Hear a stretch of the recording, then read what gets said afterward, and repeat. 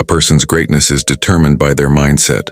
This timeless truth has been proven time and again by the lives of successful visionaries like Elon Musk, Steve Jobs, and Jeff Bezos.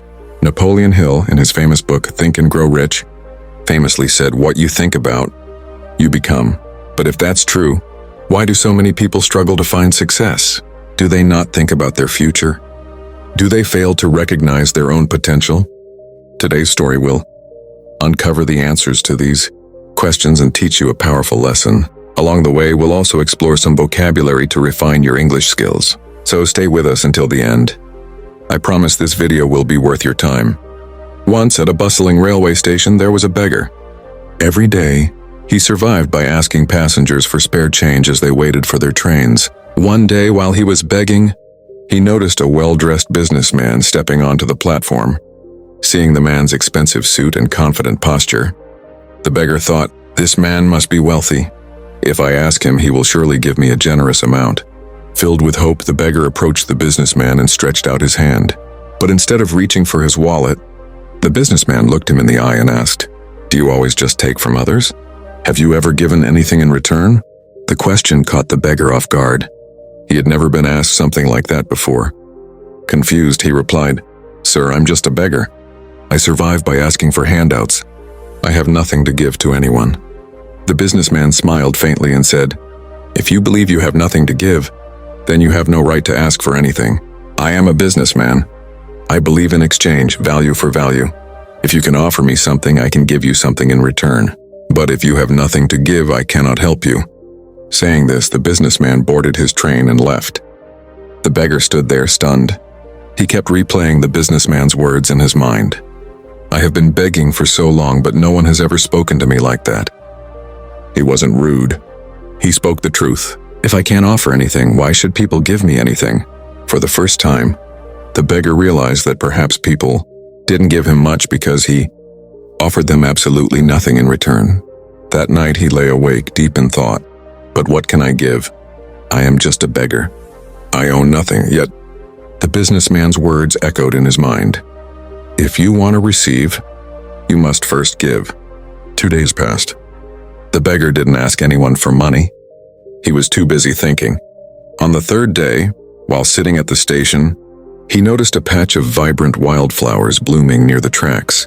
Their colors caught his eye, and suddenly an idea struck him. What if instead of just taking, I offer something? What if I give people a flower every time they give me a donation? Determined, he walked over, gently plucked a handful of flowers, and returned to his usual spot. When someone handed him a coin, he smiled and offered them a flower in return. Surprisingly, people accepted the flowers with joy. Some even smiled back and thanked him. As the days went by, something incredible happened. More people started giving him money. He noticed a pattern. As long as he had flowers to give, people gave generously. When he ran out of flowers, the donations slowed down. So it is true, he thought. People like to receive value in return. One day, while handing out flowers, he spotted the businessman again on a train. Excited, he rushed over and said, "Sir, today I have something to give you. If you give me money, I will give you flowers in return." The businessman smiled, handed him some cash, and accepted the flowers. "You have truly understood the value of exchange," he said. "Today you are no longer just a beggar. You have become a businessman." The train departed, leaving the beggar standing on the platform watching him go. The man's words sparked a new realization. Am I really a businessman now? He pondered this for a long time until it hit him. I know the secret to success now. I'm not a beggar. I am a merchant. People aren't giving me money out of pity. They are paying for the flowers. This is a business. Filled with a new sense of purpose, he made a bold decision. That day, he left the railway station and never returned as a beggar again. 6 months later, at the same railway station, 2 well-dressed men crossed paths. They shook hands, but one of them had a puzzled look on his face. "Do I know you?" the first man asked. The other smiled warmly and replied, "Yes, we've met twice before, right here near this train." The first man frowned, trying to remember. Then his eyes widened in surprise. "Wait, you're the beggar? The one I refused to give money to and later bought flowers from?" The former beggar laughed. "Yes, that was me, but today I am no longer a beggar. I run a successful floral business and I am traveling to expand it further." The businessman was astonished. "That's incredible. What changed?" The flower seller smiled. "You taught me one of life's greatest truths. We only receive when we give."